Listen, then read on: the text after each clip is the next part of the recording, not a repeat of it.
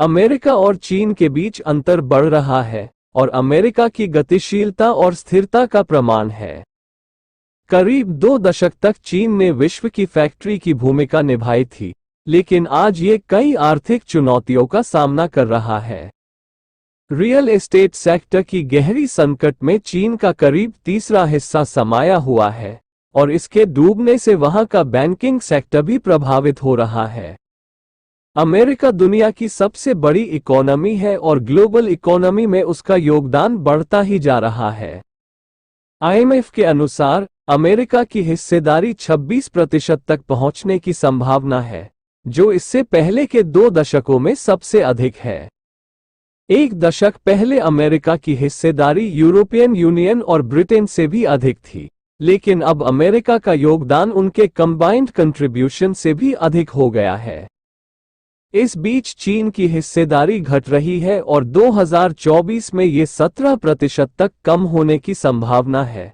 America और चीन के बीच अंतर बढ़ रहा है और अमेरिका की गतिशीलता और स्थिरता का प्रमाण है। करीब 2 दशक तक चीन ने विश्व की फैक्ट्री की भूमिका निभाई थी, लेकिन आज ये कई आर्थिक चुनौतियों का सामना कर रहा है। रियल एस्टेट सेक्टर की गहरी संकट में चीन का करीब तीसरा हिस्सा समाया हुआ है और इसके डूबने से वहां का बैंकिंग सेक्टर भी प्रभावित हो रहा है। चाइना +1 की पॉलिसी। विदेशी कंपनियों और निवेशक अब चीन की ओर से मुंह मोड़ रहे हैं, जबकि कई विदेशी कंपनियां चाइना +1 की पॉलिसी को अपना रही हैं।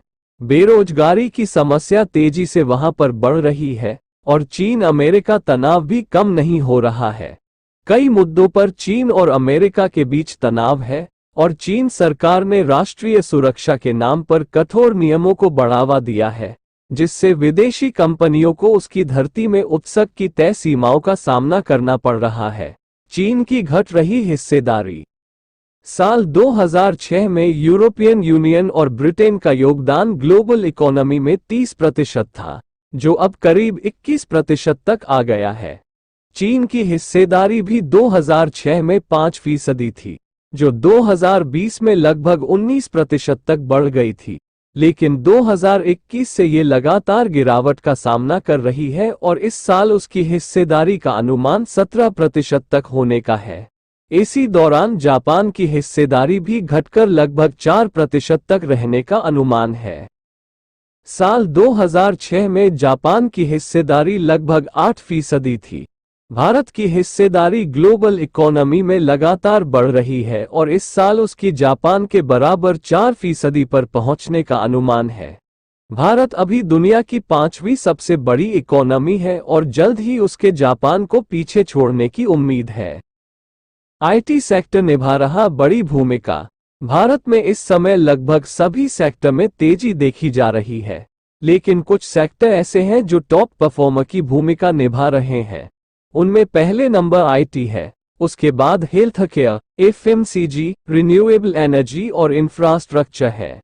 IT सेक्टर की बात करें तो स्टैटिस्टा की रिपोर्ट कहती है कि अभी यह $26.73 बिलियन के मार्केट साइज वाला सेक्टर है, जो 2029 तक $44 बिलियन का सेक्टर हो जाएगा। इस पर MIT सॉफ्टवेयर में काम कर रहे एक सीनियर टेक एक्सपर्ट से जब हमने पूछा कि उन्हें क्या लगता है अभी IT सेक्टर में कितनी तेजी देखी जा रही है, उन्होंने बताया कि अभी मार्केट में सॉफ्टवेयर को लेकर काफी डिमांड देखी जा रही है।